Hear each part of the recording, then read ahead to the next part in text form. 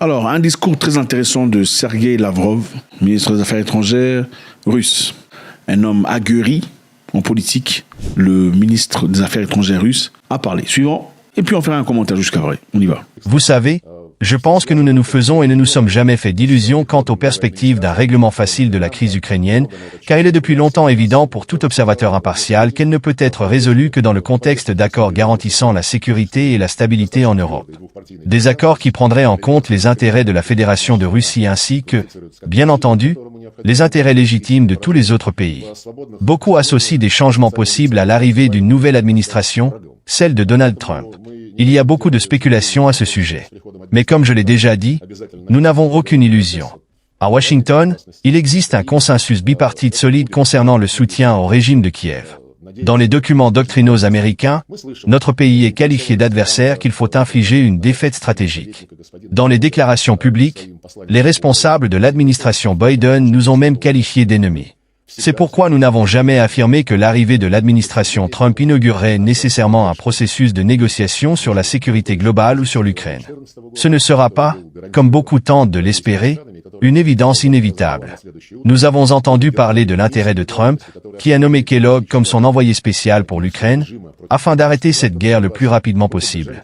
Nous avons toujours défendu qu'il n'aurait jamais dû y avoir cette guerre. Pour preuve, notre soutien à l'accord de février 2014 entre Yanukovych et l'opposition, garanti par les pays européens, mais que l'opposition a rompu dès le lendemain. Nous avons soutenu les accords de Minsk, qui ont stoppé l'attaque terroriste du régime de Kiev contre ses propres citoyens dans le Donbass.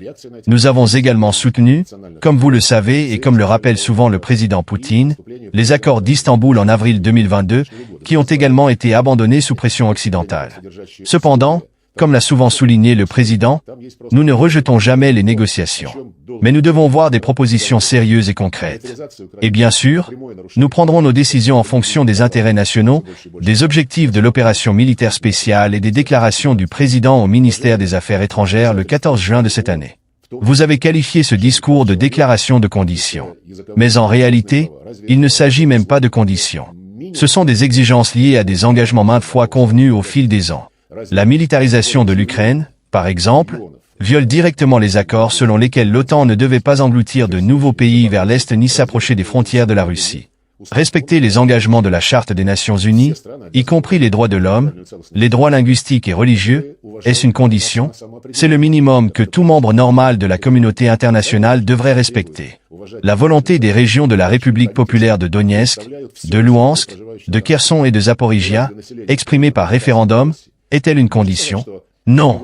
La charte de l'ONU stipule clairement que les États doivent respecter l'intégrité territoriale des pays qui respectent le droit des nations à l'autodétermination. Et le plus important, la charte exige de respecter l'intégrité territoriale des États dont les gouvernements représentent toute la population vivant sur leur territoire. Peut-on dire que le régime nazi de Kiev, qui a fait de l'éradication de tout ce qui est russe son objectif principal, représente les intérêts de la population de la Crimée, du Donbass ou de la Novorossia? C'est clair, les principes formulés par le président Poutine ne sont pas des conditions préalables. Ils découlent du droit international. Quant aux discussions actuelles en Occident et en Ukraine, elles portent exclusivement sur un cessez-le-feu, dont le but est de permettre au régime de Kiev de se réarmer avec l'aide de l'Occident et de relancer de nouvelles tentatives pour exécuter les ordres de leur maître visant à infliger une défaite stratégique à la Russie. Le président l'a déjà dit à maintes reprises, que ce soit en direct, au forum de Valdaï ou lors du forum Russie-Appel. Un cessez-le-feu ne nous convient pas. Nous avons besoin d'accords juridiquement contraignants qui visent à éliminer les causes profondes du conflit. La première cause de ce conflit, y compris la sécurité globale en Europe, est l'expansion de l'OTAN, la récente décision de l'Union européenne de se subordonner au bloc nord-atlantique, et, bien sûr, les droits des populations vivant sur ces territoires qui ont choisi de rejoindre la Fédération de Russie. Cela ne signifie pas pour autant que les exigences de respect des droits linguistiques et religieux, qui ont été interdits par la loi de Zelensky, ne devraient pas s'appliquer au reste de l'Ukraine. À là-bas vit un grand nombre de personnes. La plupart d'entre elles parlent le russe comme langue maternelle. Et l'agression linguistique lancée par le régime de Kiev, cela, bien sûr, ne nous convient pas. Mais aussi, concernant ce que les Ukrainiens et leurs maîtres envisagent comme une procédure de paix, il y a eu récemment une déclaration de l'ancien ministre des Affaires étrangères ukrainien, Kuleba, qui a dit qu'il fallait que l'Ukraine adhère à l'OTAN. Selon lui, Même si la génération actuelle accepte un certain accord et que l'Ukraine se reconstruira pendant cette période, la prochaine génération sera éduquée dans l'esprit de revanche pour la défaite qu'ils considèrent comme inévitable si l'Ukraine respecte la volonté de ses citoyens. Kulba a donc conseillé que, soit l'Ukraine soit immédiatement intégrée dans l'OTAN, ce qui obligerait Kiev à s'engager à ne pas attaquer la Russie, soit un tel acte d'agression sera inévitable. Ainsi, comme l'a dit Olga en fin de message, il y a peu de foi dans quelque chose de bon. La foi et l'espoir sont nos valeurs traditionnelles fondamentales, et il existe de nombreux proverbes sur ces concepts, y compris sur l'espoir.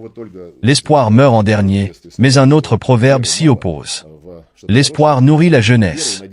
Afin que cet espoir ne nourrisse pas la jeunesse et ne donne pas de réconfort aux vieux, il faut travailler sur un règlement final et complet, juridiquement ancré et à long terme des problèmes en Europe, y compris la crise ukrainienne. Dans ce contexte, parlons des perspectives. Vous avez déclaré dans votre interview à Tucker Carlson que le monde est plus proche d'une guerre nucléaire que jamais auparavant.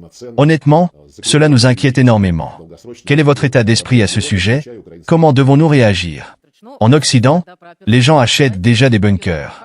Nous aussi, devons-nous nous préparer?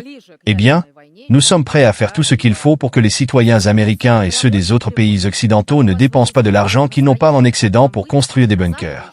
Nous serions prêts à faire tout ce qui est nécessaire pour aider les contribuables occidentaux à économiser de l'argent sur la construction de ces bunkers.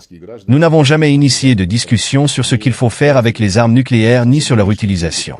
Au contraire, c'est sur l'initiative de la Russie, en 2021, que la formule de Gorbatchev et Reagan de 1987 a été réintroduite au niveau des discussions entre Poutine et Biden, puis entre les leaders des 5 pays nucléaires permanents du Conseil de sécurité de l'ONU.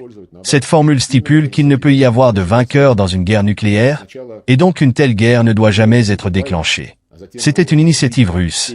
Toutes les autres initiatives, dans lesquelles la possibilité d'une guerre nucléaire était évoquée, provenaient exclusivement des capitales occidentales. Il y a un an environ, le chef d'état-major de l'armée allemande a fièrement déclaré que, même si la Russie ne devait pas trop nous effrayer, l'OTAN reste une alliance nucléaire. Tout le monde se souvient de la déclaration de Liz Truss, qui disait qu'en tant que première ministre, elle appuierait sans hésiter sur le bouton nucléaire.